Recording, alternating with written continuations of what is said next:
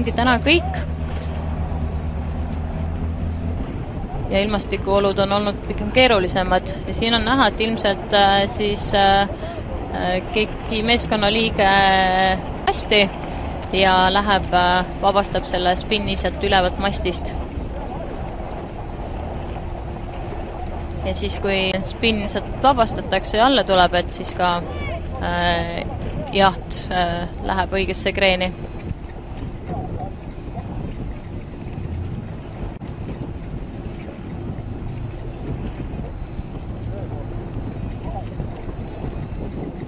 Toimub ka suhteliselt kaldalusel alal, et siis on ka kindlasti üks oht see, et ei triivitaks kusagile kivisse või väga madalikule, et tuleb kiiresti reageerida, et siin ei saa nagu väga midagi ootama jääda.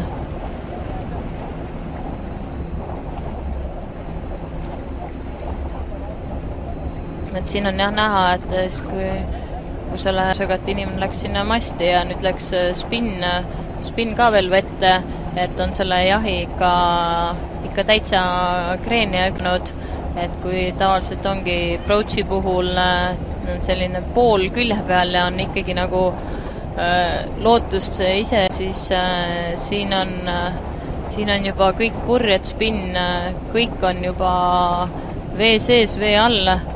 Et üritatakse siin kõik lahti päästa, et saaks selle jahi püsti tagasi.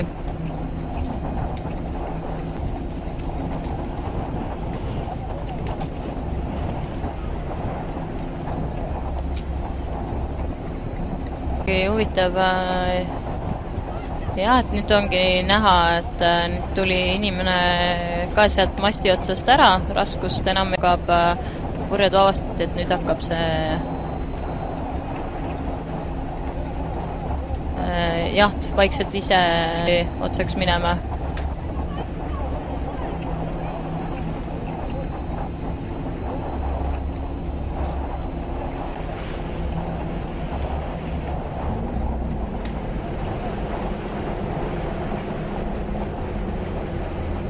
Masti otsa siis saadetakse kõige kergem meeskonnaliige, siis siin et siin oli julge naisterahvas saadetud seda jahti päästma ja otsaks saama.